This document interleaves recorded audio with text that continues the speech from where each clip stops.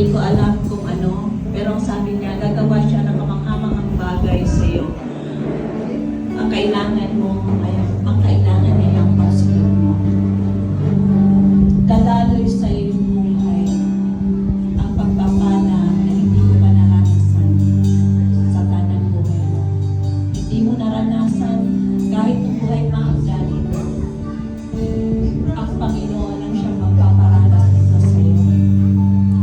Ang iyong puso ay mapuno ng kagalakan na laging nakikipag-usap sa Kanya.